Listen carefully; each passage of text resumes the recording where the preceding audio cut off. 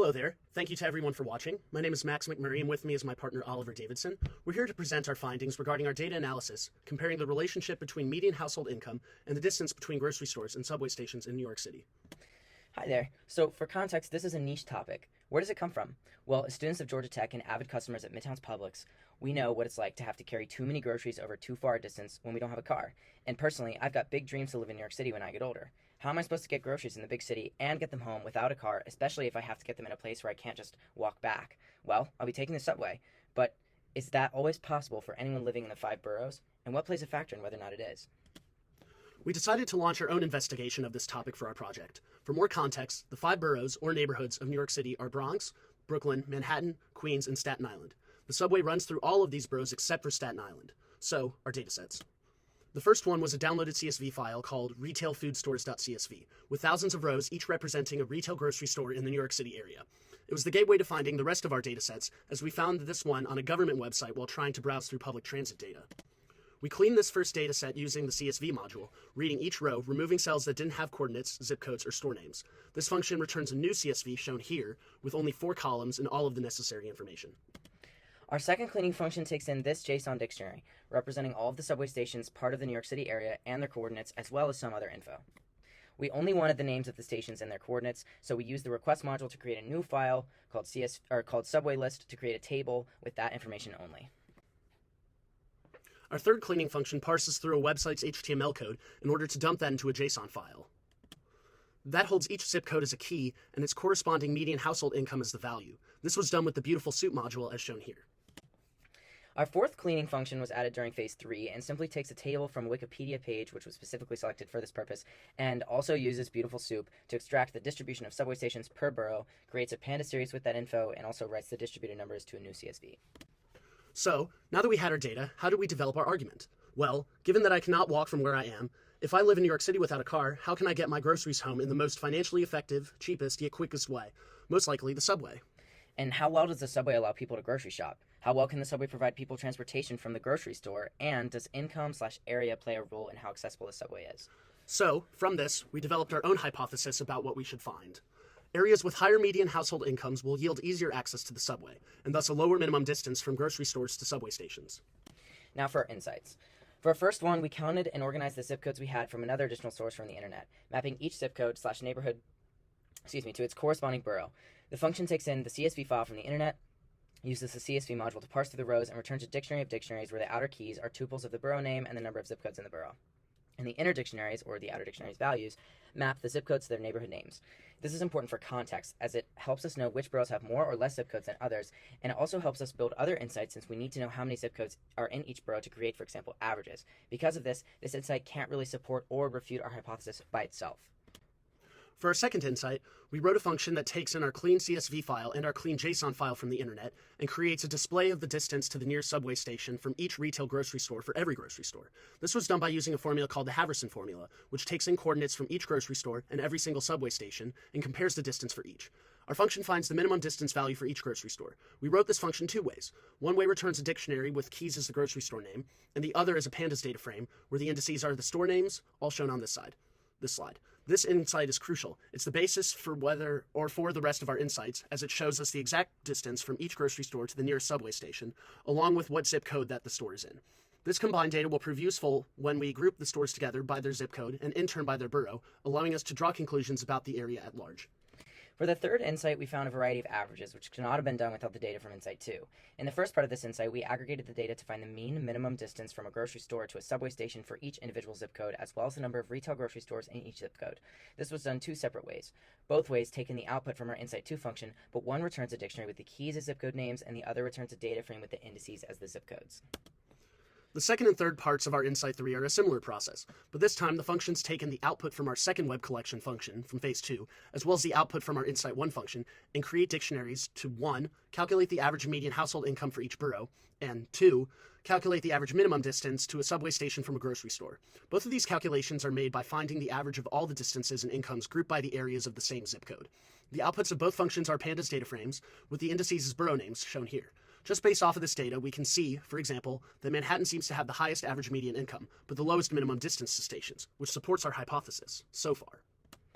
Before continuing, we want to use one of our visualizations to provide context. These pie charts show the distribution of grocery stores and the subway stations across the boroughs. They were made using the matplotlib.pyplot module and are important for showing that, although the statistics of one borough might show one thing, knowing how many stations or stores are in each is also very important, especially when calculating things like averages, where a component of the math is literally how many stores, stations, or zip codes are in each borough. For example, we will come to see that Staten Island's distance to the nearest subway station for all of their grocery stores is very large. But it's crucial to know that the amount of subway stations on Staten Island is 0, shown in Figure 4. Another example of something we can find from these charts is that, in Figure 3, almost 40% of the grocery stores in New York City are in Brooklyn.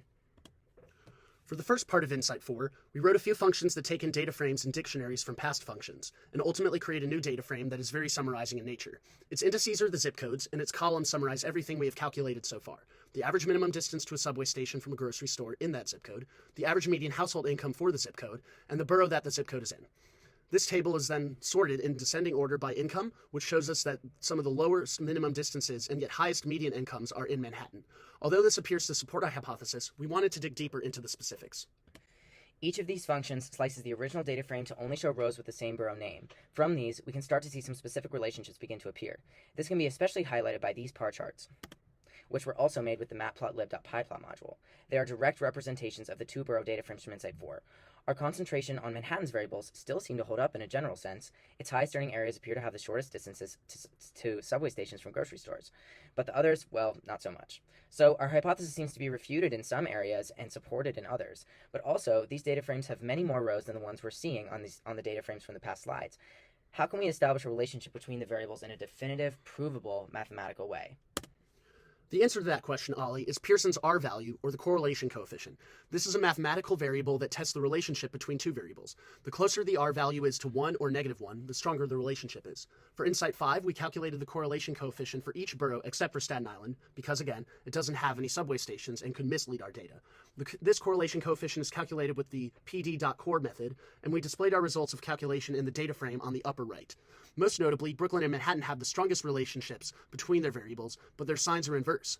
Even so, their relationships are moderate at least, and not convincing enough to support our hypothesis. Therefore, it looks like our hypothesis has officially been refuted. There is no relationship between the median household income and the average minimum distance from a grocery store to a subway station.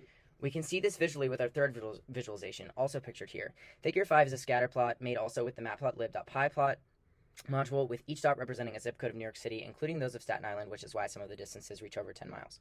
If there had been any sort of correlation between these two variables, we would have seen the dots take on a linear format, but instead they only seem to form kind of a line across the bottom and a cluster in the center. However, this doesn't mean that we can't draw any conclusions from our data. So, to reiterate, based on our efforts into our surprise, there is no relationship between our two variables. But still, if we look at the scatter plot again, there are a couple of interesting things. The most notable part of the plot is the bottom right, where we can see that the top earning zip codes, based off of median household income, all have distances to subways under a mile. And it's not just a couple of zip codes either. So, even though there's no relationship as defined by our R value, our investigation opens up opportunity for further examination. Right. For example, I'd be interested to see a study about the concentration and frequency of subway stations broken down by zip code and then compared to this median income data. If there was a strong relationship, it could either imply that higher income areas have more or that they have less subway stations, and then my question to that relationship would be, why is that so? But regardless, our analysis proves that the study of transportation systems from this kind of economic standpoint are worth the time. After all, as engineers, it's our job to design systems that strive to benefit everyone equally and to improve the ones that don't. For reference, we created a summary file that shows all the boroughs, their number of zip codes, number of grocery stores, number of subway stations, number of grocery stores per subway station, and their average median incomes. The full code is available in our Jupyter Notebook file. Finally, we want to mention a couple challenges that we had along the way while we worked on this project. Firstly, our datasets were very tough to find. We spent a lot of time trying to find something that would interest us. It's also worth mentioning that even though a lot of data is out here, we don't create the datasets ourselves, and therefore even if we had a topic in mind, we weren't guaranteed a set of data that would help us directly. After finding our first dataset, we looked into finding subway station data and eventually found just what we needed. Yeah, finding datasets was difficult for sure. Another challenge was also keeping our variable names consistent in terms of their data types. It was definitely an obstacle to have one form of variable as a string in one place, as a float in another, and remembering where we changed up if we had to use them in different spots. Finally, being thorough was something we really tried to spend time on. Making sure there were no nulls or nans left over in data frames otherwise assumed complete, or just made sure our math was done correctly in the first place. Because, in the end, we don't have Gradescope to make sure we had everything done absolutely right. Very true. In the meantime, we're very interested in what this topic of study could reveal in New York City and cities at large. Thanks so much for watching.